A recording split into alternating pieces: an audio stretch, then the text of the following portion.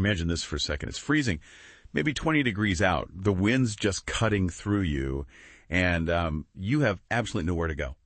Every single place you might think of, a park bench, a doorway, anywhere, aside it's illegal to sleep there. What do? Where could you possibly go? For way too many people in America, this isn't some thought experiment. The night, estimates say over 770,000 Americans will be experiencing homelessness. That's actually the highest number since they started counting back in 2007. We're talking more people than the entire city of San Francisco. It's a really sobering reality. It makes you stop and think, doesn't it? It really does. And that's exactly what we want to dig into today in this deep dive. Our mission here is to kind of unpack the surprising truths behind this crisis. We need to challenge some assumptions, and approach this whole thing with compassion. Because these are real people we're talking about. They're someone's parents, they're veterans who served, they're kids. Often they're just one bad breakaway, a medical bill, losing a job, a sudden rent hike from losing everything. So we're going to explore why this is happening, especially in such a wealthy country, and maybe more importantly, what we can actually do about it. Okay, let's get into those details then, because like you said, what we're seeing across the country is, it's alarming. And frankly, it feels completely backward. The simple fact of being unhoused, of having no home, is rapidly becoming a crime. Yeah, and it's not random. This is a direct result of legal changes, policy shifts, especially since the Supreme Court's ruling in Grants Pass v. Johnson back in June 2024. Since then, we've seen an explosion of these laws.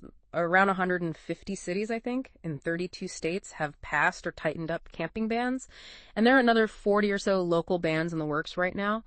What that ruling basically did was give cities the green light to criminalize basic survival. Things like sleeping, even just lying down in public, even when there's literally no shelter space available for people, nowhere else to go. That Grants Pass case itself. Yeah. It's pretty shocking when you look at it, isn't it? The city was fining people $295 just for sleeping outside. And they even banned things like blankets or cardboard for warmth. Exactly. I remember reading Justice Sotomayor's dissent. It was powerful. She said flat out, sleep is a biological necessity, not a crime. And she warned about the impossible choice this puts people in. Sleep outside and risk arrest, or what's the alternative? Right. And yet the majority opinion, written by Justice Gorsuch, sort of dismissed the idea that federal judges had any, quote, special competence in this area, essentially saying, hey, this isn't really for the courts to decide. And what's been the result of that dismissal? What's happening on the ground now? Well, it's basically opened the floodgates for some incredibly harsh local laws. Take Fresno, California, for example. They now ban sitting, lying, sleeping, or camping on any public property. And the penalty, up to a year in jail. A year? Just for sleeping? Yeah. Or look at Indio, California. Illegal camping there can mean $1,000 fines and 6 months behind bars. Florida passed a statewide ban sleeping or camping in parks, on sidewalks, beaches, all forbidden. Spokane Valley in Washington. Just being in a city park after dark is now a misdemeanor. And, it gets even more severe. Texas, Missouri, Tennessee. They've actually made some camping bans actual felonies in certain situations. It's a really aggressive move towards criminalization. It boggles the mind. If someone is already struggling, already unhoused, how is arresting them? How is still throwing them in jail or hitting them with a $1,000 fine they obviously can't pay? How is that helping anyone? It feels so incredibly counterproductive. And it seems like the rest of the world kind of sees it that way, too. Oh, absolutely. The international reaction has been pretty damning, honestly. Way back in 2014, the UN Human Rights Committee called these kinds of laws cruel, inhuman, and degrading treatment. They pointed out that these laws violate human rights treaties that the U.S. actually signed. And then there was Philip Alston, a UN Special Rapporteur who monitors human rights. In his 2018 report, he put it very bluntly. He said, punishing and imprisoning the poor is the distinctively American response to poverty in the 21st century. Wow. Distinctively American. Yeah. Think about that. The U.S. is basically the only developed nation that routinely criminalizes sleeping outside when there's no alternative. Yeah. You look at places like Canada, Denmark, even South Africa, they don't do this. We really stand alone in this punitive approach. It's quite shameful, frankly. And this is where it hits home, right? Because behind these laws, behind the statistics, there are real people, individuals with stories that are just heartbreaking. Could you maybe share a couple examples just to bring home the human impact of all this? Of course. It's important we remember that. Think about Robert. He's a veteran, served 2 tours in Iraq for this country. Today, he's sleeping behind a dumpster in Fresno, California. That city where, as we just said, he could face a year in jail just for sleeping there. Not for harming anyone, not for stealing, just for trying to survive the night. That's devastating. What about Maria? I read about her case. Yeah, Maria's story it's tough. She lost her apartment because she got cancer, and the treatments just wiped out her savings, bankrupted her, so now she lives in her car in Elmira, New York. But the city recently passed a law banning sleeping in vehicles. She's facing a $1,000 fine for sleeping in her own car. And she has like $47 to her name. How is she supposed to pay that? It's completely impossible. A fine she simply cannot pay. It sets her up for failure. Exactly. Or James, he's 72 years old, worked construction his whole life until his back just gave out. His Social Security, it doesn't even come close to covering rent anywhere near where he lives. So now he's facing 6 months in jail and another $1,000 fine. Why? For camping near a library in Indio, California. You know, these aren't just sad stories. They really show the impossible situations people are forced into when basic survival itself becomes illegal. And these stories, they really illustrate what you mentioned earlier, this vicious cycle of criminalization. Can you unpack that a little more? How does that cycle work? Yeah, it's a really devastating loop. It starts with, say, a ticket for camping or sleeping in public, a ticket the person obviously can't pay. Well, that unpaid ticket often leads to a warrant for their arrest. Then comes the arrest itself, which leads to a criminal record. And once you have that criminal record, well, good luck getting a job, good luck finding housing. Landlords run background checks, employers too, so it basically ensures they remain homeless. It actively prevents them from getting back on their feet. Like Ed Johnson from the Oregon Law Center said, saddling people with fines and a criminal record makes it even harder for them to eventually get into housing. It's a system that defeats its own supposed purpose, trapping people. And the human cost of being trapped in that cycle. It's just horrific. I saw a statistic that the life expectancy for someone experiencing homelessness is only 50 years. 50. That's right. Compared to the national average of, 77? It's a huge gap. It's a shocking gap. And think about Los Angeles County. On average, 6 unhoused people die every single day. 6 people a day. Every day. It really underscores the lethality of homelessness and how urgent this crisis really is. It does. And, it feels important to push back against the common narrative here. The assumption that homelessness is always, or even primarily, about mental illness or addiction. Absolutely crucial. While those issues are certainly real and need compassionate responses for those affected, they are not the primary drivers for most people becoming homeless. The data actually tells a very different story. Between 2020 and 2022, nearly a third, 30% of people becoming homeless for the very first time were actually working people. Working people? Yes, people with jobs who simply got priced out of the housing market. The root causes are much more systemic. There's a massive shortage of affordable housing. Nationally, there are only about 61 affordable units available for every 100 extremely low-income renters who need them. Rents have just skyrocketed in recent decades, while wages have stagnated for most people. You see those numbers, like in Santa Cruz, California, needing to earn over $63 an hour to afford a basic 2-bedroom apartment. Right? $63 an hour. Meanwhile, the federal minimum wage is still stuck at $7.25. It's just completely out of sync. As Jenny Schuetz, a housing policy expert at Brookings, put it really well. As long as the frame is that people are homeless because they have mental illness or addiction, that doesn't address the systemic problem that we're not building enough homes. And this crisis, it doesn't hit everyone the same way, does it? There's a really stark racial dimension we have to talk about. Undeniably. Black Americans make up about 12% of the U.S. population, but they represent a staggering 32% of those experiencing homelessness. That's hugely disproportionate. And recently, we've seen alarming jumps in homelessness among other groups, too. Hispanic and Latino individuals up 32% in just 1 year. Asian Americans up 40%.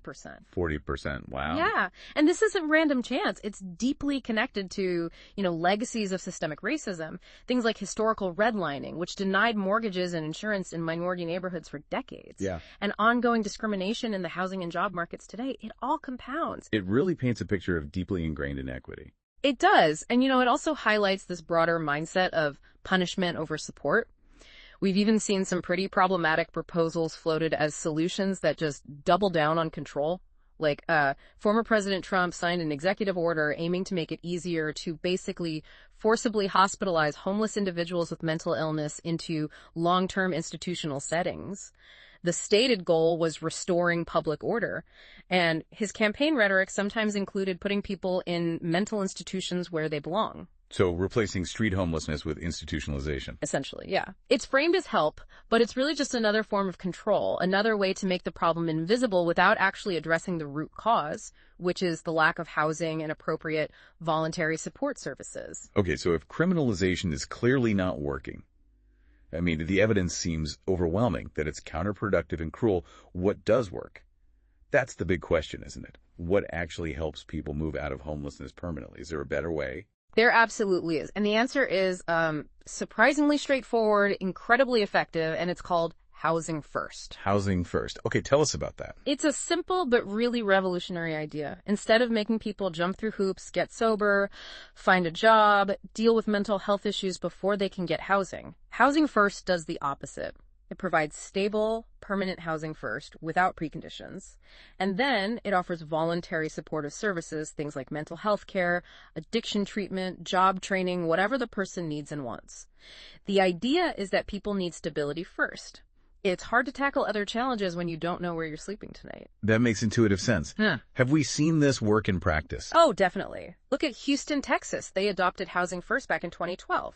Since then, they've reduced homelessness by an incredible 63%. They've housed over 30,000 people. 63%. That's huge. It's massive. And crucially, they only cleared out the big encampments after they had housed everyone living there. How'd they do it? They created one coordinated system, so all the agencies worked together. They guaranteed rent payments to landlords to encourage participation. They provided case managers for support. The result, the average wait time for someone to get housed dropped from 720 days down to just 32 days. Wow, from almost 2 years to about a month. Exactly. And it sticks. Over 90% of the people housed through Houston's program have stayed housed for over 2 years. As Kelly Young, who runs Houston's Coalition for the Homeless, said, "We were one of the worst in the nation, and now we're considered one of the best." It shows what's possible. And Houston isn't alone in this, right? I've heard about Finland. Finland is another incredible example. They adopted Housing First nationally back in 2008. Over 14 years, they reduced long-term homelessness by 68%. They literally converted old shelters into permanent apartments. They've basically ended veteran homelessness entirely. It demonstrates that this approach works on a national scale, too. It really feels like a fundamental shift in thinking, away from managing homelessness towards actually ending it. Precisely. And other cities are seeing success, too. Places like Atlanta, Salt Lake City, Columbus, Ohio. They've all adopted similar strategies focusing on housing first. Mark Eichenbaum, who worked on this in Houston's mayor's office, summed it up. Housing with wraparound support services was by far the most effective strategy. The evidence is really clear. So, okay, the grants pass decision by the Supreme Court was definitely a setback, particularly regarding the Eighth Amendment's protection against cruel and unusual punishment. But it sounds like that's not the end of the legal fight, right? There are other avenues. Absolutely. It was a setback, no doubt, but it's not game over for legal challenges. The ACLU and other groups are actively suing cities, but they're using different legal tools. They're suing under state constitutions, which often offer stronger protections for individual rights than the federal one. They're also bringing cases based on the Fourth Amendment protection against unreasonable searches and seizures, like confiscating tents or belongings, and the 14th Amendment, arguing these laws discriminate and deny equal protection. Plus, the Americans with Disabilities Act, since many unhoused people have disabilities. As Scout Tetovich, an attorney at the ACLU, put it, "We cannot arrest our way out of homelessness, and we will continue litigating against cities that treat unhoused people as criminals." The legal fight continues on multiple fronts. That's good to hear. So we have the legal challenges and we have the proven solutions like Housing First. It feels like we actually know what to do. We absolutely do. The solutions aren't mysterious. They're proven. They're evidence-based. Based on everything we've discussed, the blueprint is pretty clear. It includes 1. Housing first. Get people housed, then offer support. 2. Build more affordable housing. Address the fundamental shortage. 3. Rent control and stabilization. Protect tenants from being priced out. 4. Living wages. Ensure work pays enough to afford a home. 5. Universal health care. Prevent medical debt from causing homelessness. 6. Decriminalization. Stop punishing people for being poor and unhoused. And 7. Coordinated services. Create efficient systems like Houston's to deliver help effectively. It really does seem to come back to that simple idea from Elizabeth Funk at Dignity Moves. Unsheltered homelessness is solvable. It starts with providing a roof. It's about meeting that basic human need first. Exactly. And if you step back and look at the bigger picture, homelessness is, well, it's a moral test for our society, isn't it? Every single person sleeping on the street tonight, every arrest just for camping, every child living in a car. These aren't unavoidable tragedies. They are, frankly, the results of policy choices. They're an indictment of our priorities as a nation. Jesse Rabinowitz from the National Homelessness Law Center said it perfectly. The safest communities are those with the most housing and resources, not those that make it a crime to be poor or sick. That really resonates. Housing is a human right. Everyone deserves a safe place to sleep, a place to call home. Absolutely. And we've seen, looking at Houston, looking at Finland, that ending homelessness isn't some pipe dream. It's achievable. Organizations like the American Human Rights Initiative Foundation are right there on the front lines fighting for this. They work directly with communities to implement housing first models. They support those crucial legal challenges against these cruel laws, and they advocate constantly for treating homelessness as what it is, a housing problem, not a crime problem. And you, listening right now, you can actually be part of this fight for housing justice. There are real, tangible things you can do. You can contact your local city council members, demand they adopt housing first policies in your community. You can support the local organizations on the ground, the ones providing direct help, shelters, outreach, food banks. You can show up, attend city meetings when they're discussing camping bans or other criminalization measures. Make your voice heard. Volunteering time also makes a difference, right, with outreach programs. Huge difference. And share these stories. Help humanize the issue. Counter the stereotypes. Let people see the real individuals affected. And of course, vote. Vote for candidates at all levels who understand that housing is a human right and are committed to real solutions. You can even document violations if you see police harassing or unfairly arresting unhoused people. That evidence can be vital. It feels especially urgent now. The National Homelessness Law Center tracks this stuff. And they report that since that Grants Pass decision, cities have introduced over 320 new bills aimed at criminalizing unhoused people. Over 320.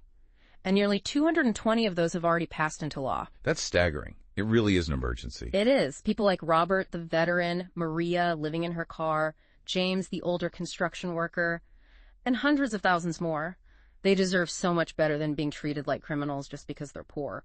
They deserve dignity. They deserve support. They deserve a home. So if you want to learn more about the work being done, if you want to get involved, or if you want to support these efforts with a donation, please visit the American Human Rights Initiative Foundation's website.